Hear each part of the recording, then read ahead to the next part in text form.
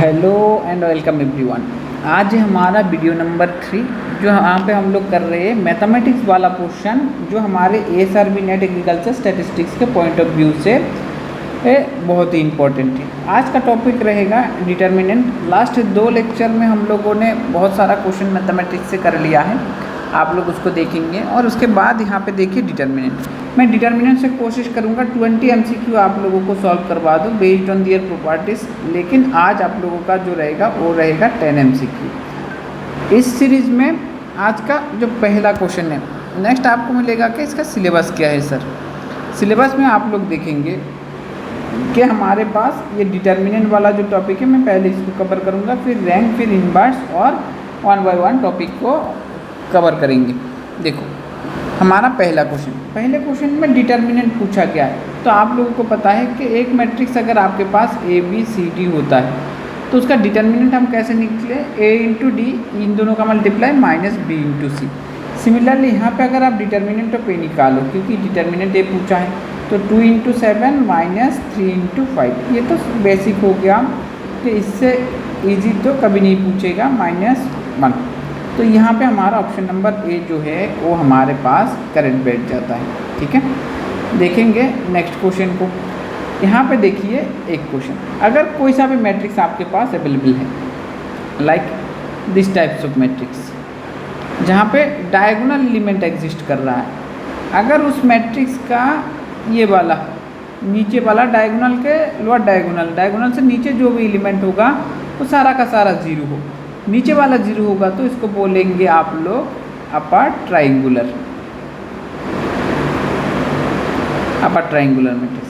अगर उस मैट्रिक्स के ऊपर वाला 0 बनता है, मतलब डायगोनल तो एग्जिस्ट कर रहा है सर, यहाँ पे कुछ भी हो सकता है तब, लेकिन ये वाला सब 0, मतलब अगर लोअर वाला 0 होता है तो अपर ट्राइंगुलर, अपर वाला 0 अगर मिल रहा होगा तो आपका वो बनेगा लोअर ट्राइंगुलर मैट्रिक्स।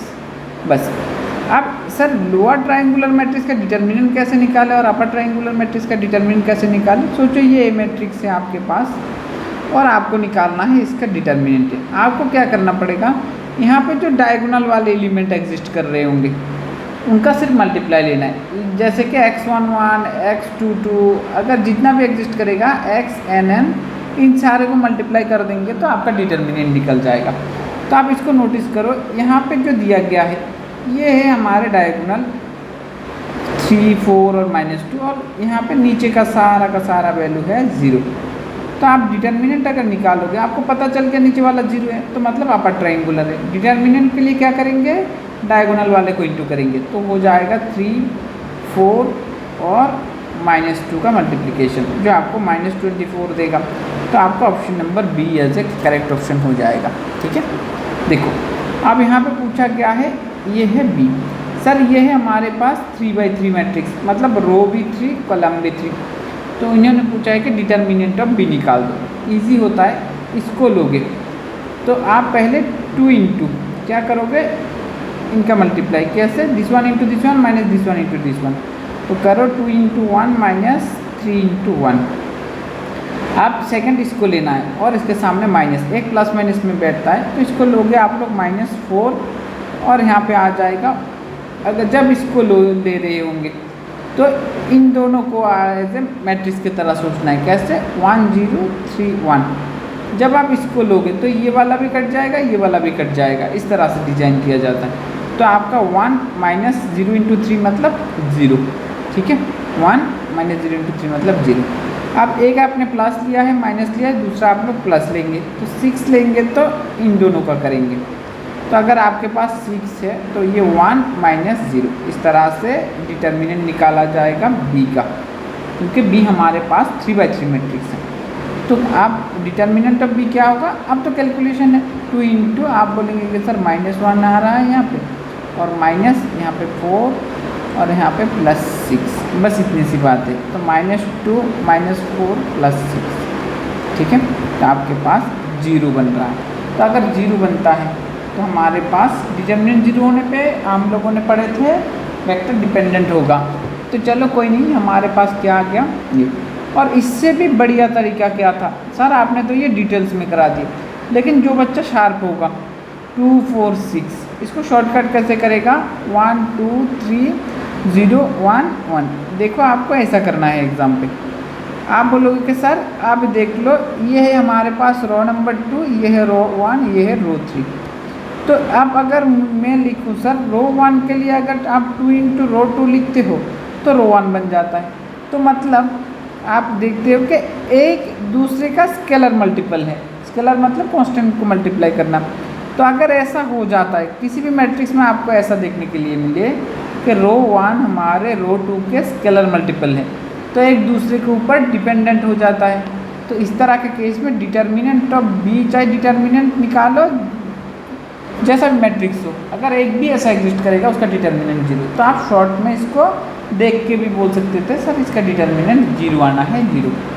ठीक है, देखो क्वेश्चन नंबर 4 को बोला जा रहा है C एक मैट्रिक्स है और यहाँ पे C डैश उसी मैट्रिक्स को ट्रांसपोज करके बनाया गया है।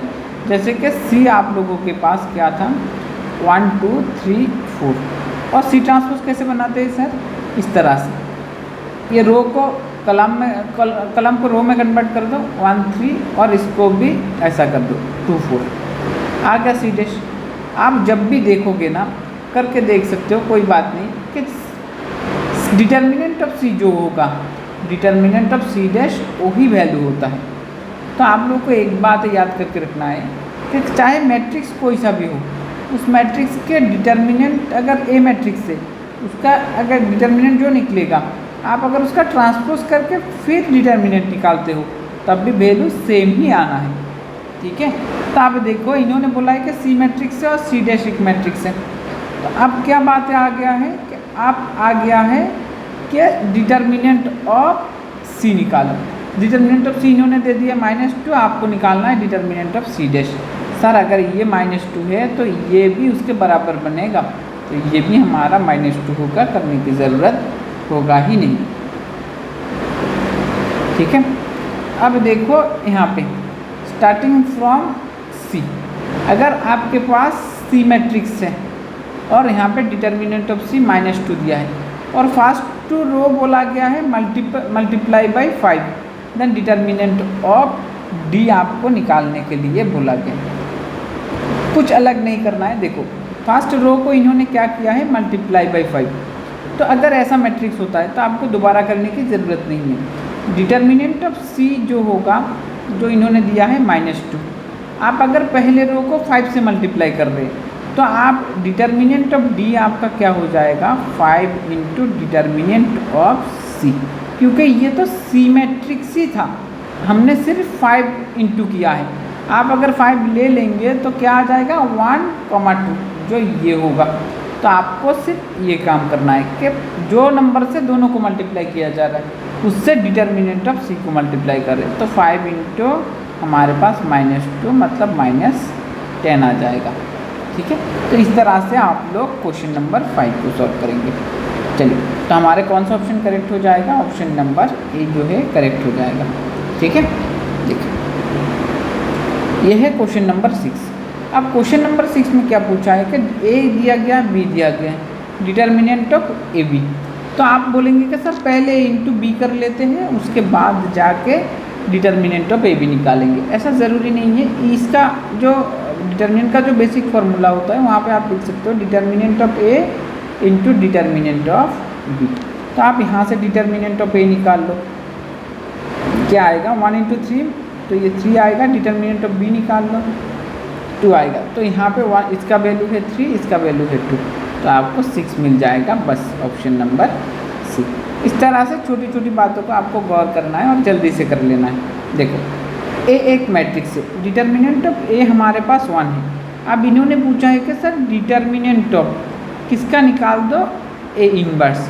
तो आप ऐसा करो डिटर्मिनेंट ऑफ 1/A, क्योंकि अगर x इनवर्स होता है तो आप 1/x लिख सकते हो ना, उस तरह से देखो 1 डिटर्मिनेंट ऑफ A लिखो। तो अगर 1 डिटर्मिनेंट ऑफ A है, डिटर्मिनेंट ऑफ A के वैल्यू इन्होंने दिया हुआ है 1/1, तो आपका 1 आ जाएगा। ठीक है, तो आप इस तरह से कर सकते हो। अदरवाइज इनवर्स निकाल के भी कर सकते हो, जिस बच्चे को नहीं आता। तो इनवर्स करने के लिए आप adjoin of A by determinant of एक को करो तब भी कर सकते हो। और उसके बाद इसका डिटर्मिनेंट ले लो सॉरी, उसके बाद आप इस पॉइंट का डिटर्मिनेंट लो। पहले एडजॉइंट इन्वर्स निकाल लो, फिर डिटर्मिनेंट बाहर करो, क्या दिक्कत है। अब यही बोला गया है वेन डर मोड। अब यहाँ पे एक बात मैं बता देता हूँ, ये शायद सिलेबस में नहीं है।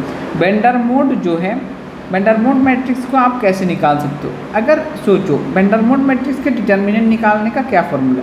सोचो कि आपके पास 3 वेरिएबल है x1 x2 x3। अगर आप वेन डर मोड डिटर्मिनेंट निकाल रहे हो तो बनेगा इस तरह से, product of I1 less than or equals to I less than or equals to J less than or equals to 3। ठीक है, टोटल 3 ही वैल्यू है, मैक्सिमम 3 तक जाएंगे। xj minus xi। अब देख रहे हो कि j हमारा i से बड़ा है, तो कैसे करोगे सर, इस तरह से करो कि j वाला वैल्यू पहले, तो यहाँ पे बैठेगा। अगर 3 है तो आप ऐसा लिख सकते हो 3 माइनस 1, ऐसा लिख सकते हो x3 माइनस बड़े वाले में से x1,